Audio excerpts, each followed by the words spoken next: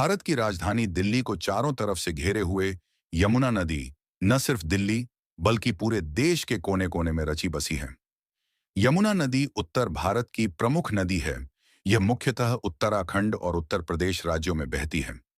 गंगा नदी के साथ यह भी देश की सबसे पवित्र नदियों में से एक है। यमुना का उद्गम स्थान पश्चिमी उत्तराखंड में यमुनोत्री के पास महान हिमालय में बंदर पंच मासिफ की ढलानों से होता है।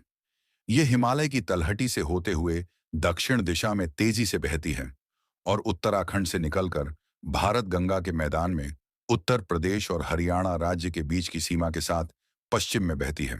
यमुना नदी उत्तराखंड के एक ग्लेशियर से निकलती है। उत्तराखंड से यह पवित्र नदी हरियाणा, दिल्ली और उत्तर प्रदेश में बहती है। एक धार्मिक मान्यता के अनुसार कृष्ण के बचपन के दिनों में यमुना नदी जहरीली थी, क्योंकि यमुना नदी के नीचे कालिया नाम का एक 5 सिर वाला सांप रहता था, जो नहीं चाहता था कि मनुष्य यमुना के पानी का सेवन करें।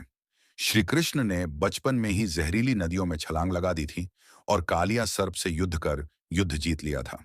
कृष्ण ने बाद में यमुना नदी के जहर को दूर करके इसके पानी को साफ और पीने योग्य बनाया था। आंकड़े बताते हैं कि यह नदी अपने जन्म स्थान से शुद्ध होकर निकलती है और आगे आते आते प्रदूषित हो जाती है, क्योंकि यह दिल्ली एनसीआर क्षेत्र में पहुंचती है, जो इसके प्रदूषण का मुख्य कारण बनते हैं। हालांकि साल 1984 में भारत सरकार ने यमुना को साफ करने का मिशन भी शुरू किया था, लेकिन उसमें सफल नहीं हो सके।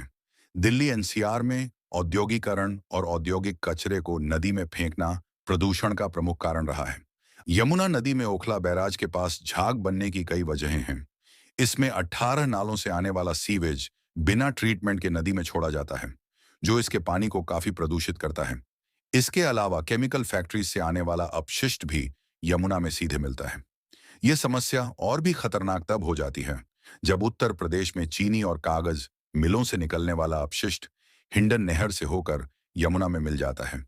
दिल्ली में यमुना के पानी में प्रदूषण की मात्रा इतनी खतरनाक हो चुकी है कि इसमें कोई जलीय जंतु भी जीवित नहीं रह सकता है। दरअसल इंडस्ट्रियल फैक्ट्री से निकलने वाले वेस्ट फॉस्फेट और डिटर्जेंट युक्त अपशिष्टों के साथ यमुना में मिलते हैं, जिसके कारण झाग बनता है। ये झाग यमुना के पानी के ऊपर तैरता रहता है।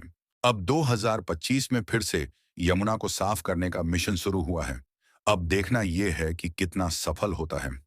इस मिशन में लोगों का योगदान बहुत ही जरूरी है। अगर लोग जागरूक हों तो शायद यमुना सफलतापूर्वक साफ हो जाए। आप सभी भाइयों से अपील है कि आप खुद और दूसरों को समझाएं, ताकि यमुना पहले की तरह साफ हो जाए। अगर हमारी वीडियो अच्छी लगी हो तो लाइक, सब्सक्राइब और शेयर करें, ताकि इसे ही जानकारी आप तक पहुंचा सकूं। अगर कोई सलाह देना हो तो कमेंट करें।